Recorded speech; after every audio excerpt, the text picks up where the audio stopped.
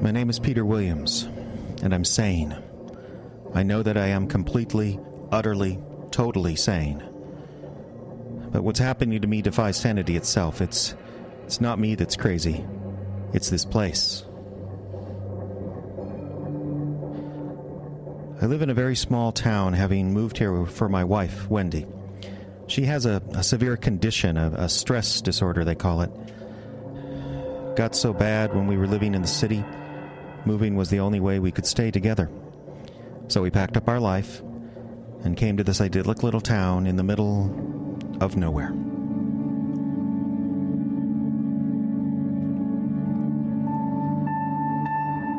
For the first couple of weeks, everything was fine. I think I was enjoying the peace and quiet as much as she was. Then one morning, that hot June morning. Here we are. Oh, Peter. That new oven we bought was worth it. Look at these scones. You're spoiling me. Oh, me spoiling you? Don't be silly.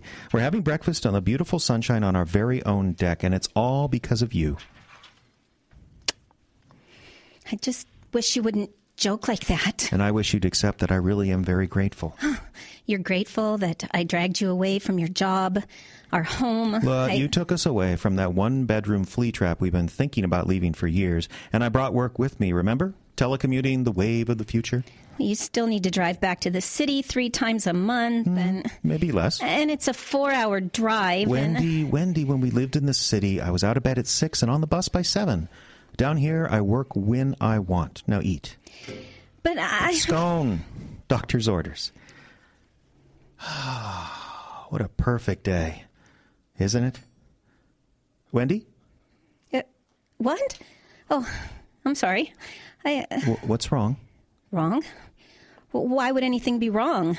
The doctor said we had to keep open lines of communication, remember? Now, tell me, what is it? You won't like it. Now, let me be the judge of that. Well, have you seen our backyard neighbors? You mean on the other side of the big fence? No, why? Well, it's just...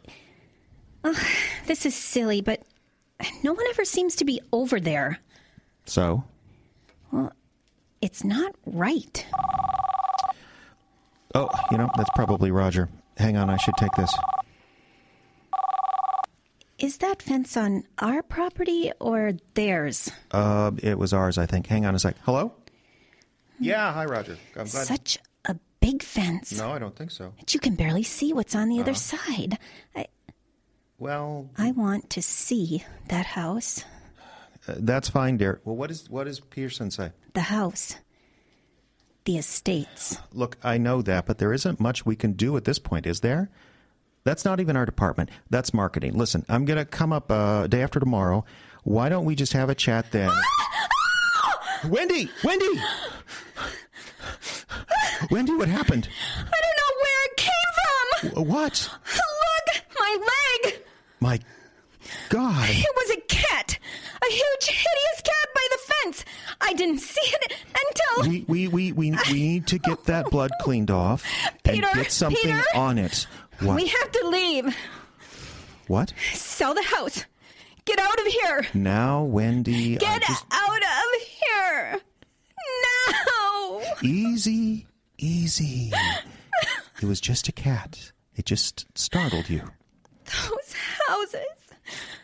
I'm afraid. Now, it has nothing to do with the houses. It was just a cat. They're coming to get me.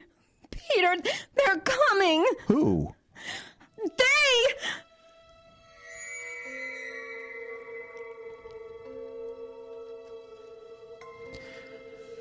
Should have listened.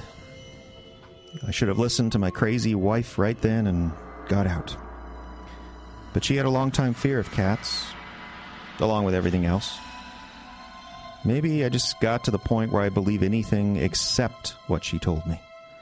Or maybe it was just those houses. They were so bland, so normal. They were big with no yards. Most of them still smelled of paint. They were so new.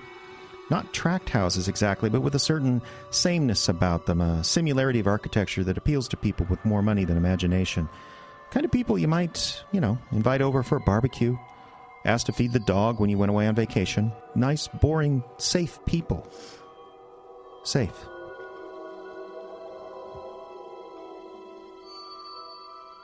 I took Wendy inside and gave her one of her sedatives. By that evening, the incident with the cat had been forgotten. 2 days later, I had to head north to the city for a few days' work.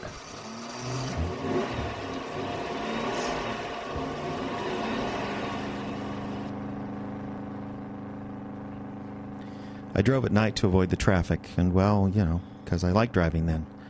Driving through those long, empty stretches of highway, you feel like you're the only person on Earth. I was feeling good. Good to be on the road, and, okay, I'll say it, good to be away from her. I was just 90 minutes from home when... Hello? Peter? Wendy? Peter, help me. What's wrong? They're coming over the fence. They're coming for me, Peter. Help me.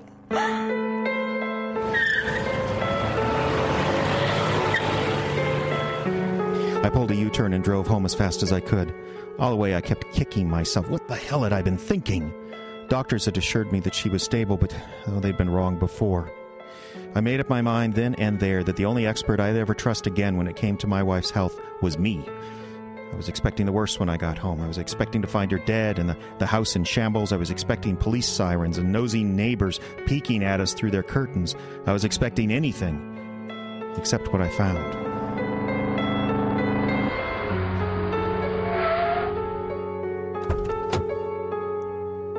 The house was empty and silent. Our little pickup truck, the one Wendy used to drive when she was still able, was missing. Inside, the house was clean, cleaner than I'd ever seen it. Everything was neatly put away. Every hard surface shined with a fresh polishing. It was perfect. The only thing I didn't see was Wendy. She was gone. And what time did you say you got the call? It was about 9. I was on the road. And she sounded upset. You don't understand. My wife is sick. If she gets upset, she has to be watched. She could harm herself. Check. Now you say you have a second car, a small pickup? Uh-huh. And that's missing? Yes, but she couldn't have driven it away. You mean she doesn't drive? Well, okay, she used to, but she still has a license, I guess. But you don't understand. My wife just isn't capable. Listen, Mr. Williams, I don't mean to go against anything you say here, but you gotta look at it from my side. You find your house neat as a pin, your truck is missing, and no signs of any trouble. Isn't it just possible your wife popped out for some milk or something? When she called, she was upset. Say, there's a small pickup. Is that yours?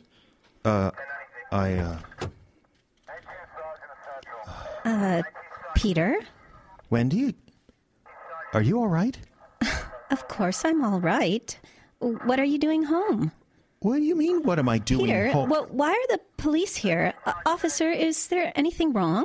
No, ma'am. I don't think so. Your husband was concerned about you. Oh, Peter. It's about that phone call, isn't it? Wendy? I just said I missed you. I didn't mean for you to turn around and fly home. What are you talking about? Ma'am, are you going to be okay? Of course. My husband's just tired. Thank you, officer.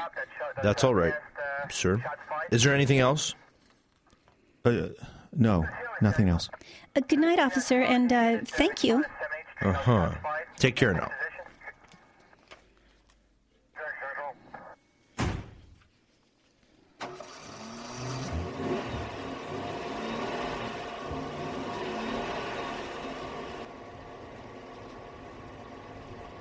Okay, what happened?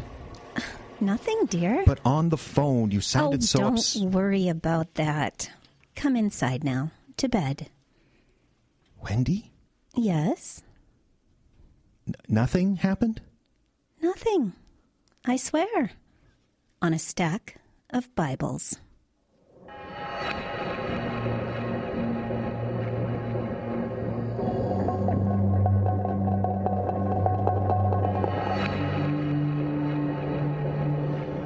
went inside in a kind of trance. Couldn't take my eyes off her.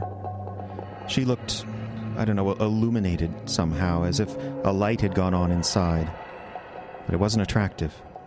The light was showing me things I didn't want to see. The next few days were a tremendous strain. With no jobs to go to, it was just her and I in that house. Day after day, night after night, her watching me. I'd feel a cold tickle on the back of my neck, like the sharp point of an icicle, only to turn and catch a glimpse of her walking away. I couldn't do anything without hearing her nearby, feeling her through the walls. I had to get out of there.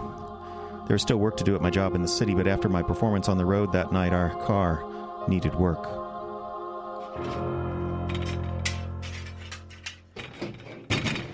It was late one night. I thought she was in bed.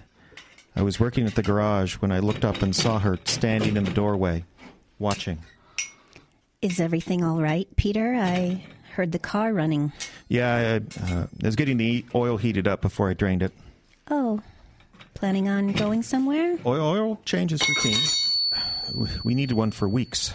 But you are going somewhere. You knew I was going to have to go to town sometimes when we moved here. I know. Are you leaving soon? I don't know. Tomorrow? I don't know. Maybe. No. No? Yes. I guess. What's with all this cross-examination? Oh, damn it! Peter, the oil. I see it. Here, give me those rags. But why? What do you mean, why? There's oil all over the floor. What the hell? The oil, it's just evaporating. Isn't it supposed to do that? Of course it's not supposed to do that. Oh, there must be a hole in the floor or a crack or something. Look at it go. All clean now. Wait a minute. Let me pour some more and see. There, it just disappears. That's the craziest thing I ever saw. Who ever heard of motor oil just evaporating? Haven't you noticed, Peter? Haven't you noticed, really? What? Our house. Our wonderful, magical house. The towels are always hung on the towel rack. The carpet always clean. Your desk is even straightened. So? So you don't really think I'm doing all that, do you? I hate to clean. What hell? Who's doing it then? The house? From your mouth to God's ear. Then she took a quart of fresh oil from my hand and poured it right onto my feet. As I watched it just disappeared, evaporated just like before. I stood there not knowing what to say. Oh, this was a stupid magic trick. It had to be, but her reaction, the way she looked at me and that laugh. That unnatural laugh. They all came together like a vice slowly pressing down on my chest. I had to face facts. I couldn't ignore it anymore. Something had happened to her the night I was gone. And if I didn't act quickly, the same thing was going to happen to me.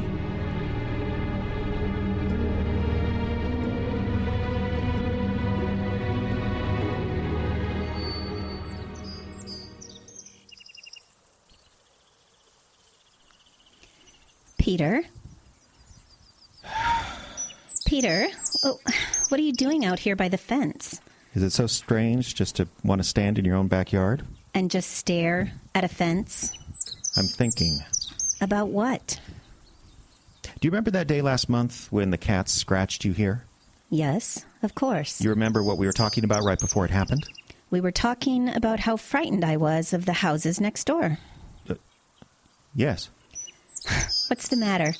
Surprised I remember? Of course I remember, Peter. I was quite afraid of the estates because no one ever seemed to be around. You told me I was silly. What did you call them? The estates. That's their name. Well, you were right, of course. I was silly. Silly little Wendy, the frightened mouse. What's going on? I don't know what you mean. Yes, you do. What happened, Wendy? What changed? One minute you pretend you don't know what I'm talking about. The next you act like this, smug and nasty. And you don't like it. Do you? I want you to get better, of course, but it's all happening so fast. Poor baby. You want the old Wendy back, don't you? Wendy, the silly mouse, the one so afraid of not pleasing you. What? So afraid, it nearly drove her insane.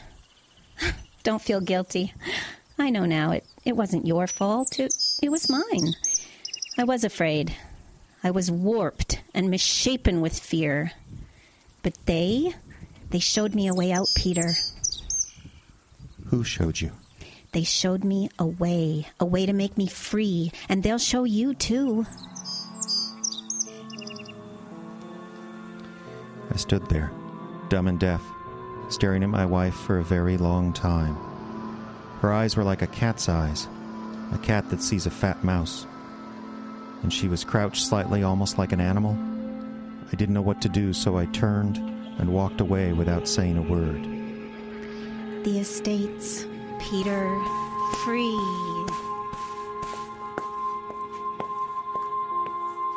Free. Why did that sound so horrible? I had to get out of there. I had to think. I walked across the patio and through the back door. Then I wandered the house like a sleepwalker, moving in and out of rooms, listening to the mid-afternoon quiet, touching nothing. It was also clean, store window, unnaturally clean, not like it was lived in at all. Only one room was barely tolerable. I went to my office and logged on to the internet. No email, as if that had been clean too. I opened up a browser and just started clicking on random sites I'd visited before. After a while, I calmed down enough to start thinking again, and I realized I was at city.com, the information site for our old hometown. You could do all kinds of things there, including look up addresses, search public records. I wondered if you couldn't search public records in our little town. Quick look around the web told me you could. I worked hard for 2 straight hours looking up information on what Wendy had called the estates. I checked phone directories, real estate offices. I found nothing.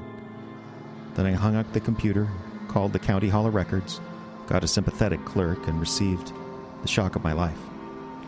According to the plot map, the water map, the power grid, according to every map they had, there was no housing development called the estates, and there never had been.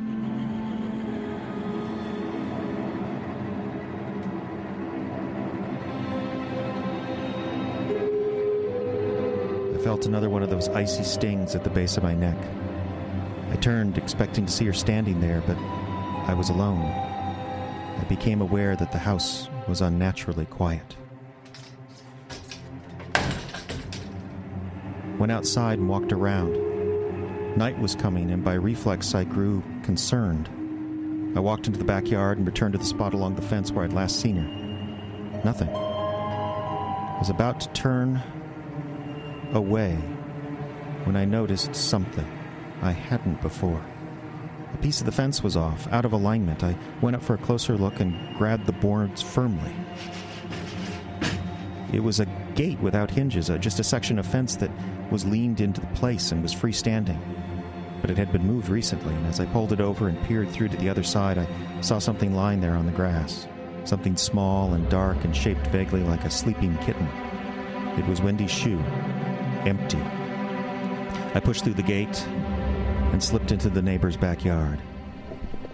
The grass there was perfect, like carpet under my feet.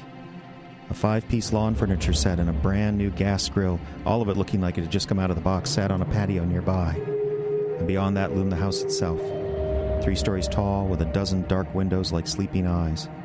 It was also innocuous, so normal and expected, I couldn't explain why the sight of it chilled me. I walked past the furniture to the side of the house, trying to avoid detection from any of the windows. I don't know why I bothered. I came to the front of the house and the driveway. The view was more of the same. A block of houses more or less exactly like this one. Every porch light was lit. But something was missing. Cars. None of the houses had cars in front. Not on the driveways, not even on the street. There were just porch lights and footlights along the front walks, and a street light way down at the corner. There were lights, but no sign of people. Hello, Peter. Did I scare you? How did you get up here? The same way you did, through the fence. I was worried about you. What are you doing? I'm sitting on a porch swing. What does it look like? It's a beautiful night out. No moon. Oh, without these lights, it'd be pitch black. Wendy, we don't even know whose house this is. They don't mind. Well, how do you know that? They don't mind, Peter. Believe me. They want us to be here. They want us to be here with them. Always. Wendy, you're frightening me. I know. Ironic, isn't it? Let's get out of here. Let's leave now and never come back. We can go back to the city. But all we need is right here. I don't know what you mean by that. Don't you? Don't you really? You must see it, Peter. You'd be blind not to. I was a mouse, a pathetic little girl. But they came and took all my fears away, every last one of them. What are you talking about? That's what these houses are for. They keep your fears locked up tight, and everything you ever worried about starts taking care of itself. The house, the way all the dirt disappears. I knew you understood. What are you afraid of, Peter? What are you really afraid of? Because whatever it is, they'll take it away. They'll make it all better. They'll lock it up in one of these houses so it can't get you ever again. And then, at the end of your life, there is a small price to pay. It's really so simple. Wendy, we need to get you to a doctor. You need help. I have all the help I need, Peter. All I need to know is what you fear. They wanted me to ask you. They want to know what you're afraid of. Why? Because you've got to face them, Peter. You've got to face them before you can be free. That's what it's all about, facing your fears, seeing them up close.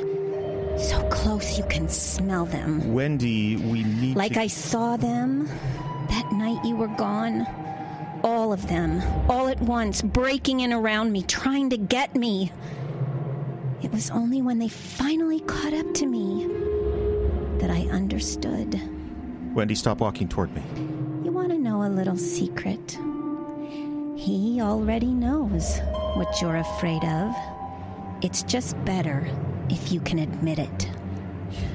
He who? What are you talking about? You know who I'm talking about, Peter. Come on. Give the devil his due. And I turned, and I ran up the street. And as I went, garage doors started rising up. Front doors opened, even windows. Out of the doors there came things. Fraidy cat, fraidy cat, fraidy cat.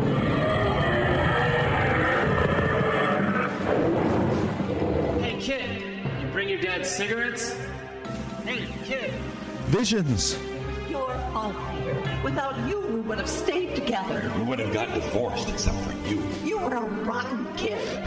People from my past, from my present, dreams, nightmares, memories, everything I'd ever been afraid of was there. You little pig! I'm telling your mother. I'm telling everyone. It's you, Mr. Williams. Your wife's condition is caused by you. But you already knew that, didn't you? I had to get out of there. I had to get out of there now.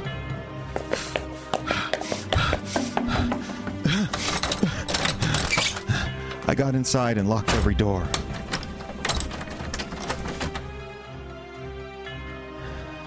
I can hear them now. I can hear them out there, somewhere. I wonder if they'll come for me, if they'll leave the estates and come for me, if they'll come over the fence or around the streets. I wonder if they came after Wendy, or did she go to them? Did she go willingly? Did she have a choice? Do I? Does anyone know if there's a way to keep them out? Do you?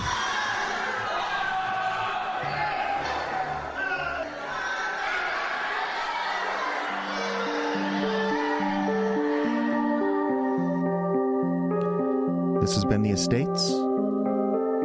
Your wonderful cast this evening featured Scott Roberts as the cop, Karen Schickel as Wendy, and Jeffrey Adams as Peter. Your sound effects crew, Pierre and Irwin on computer sound effects, Dave Irwin manipulating the props.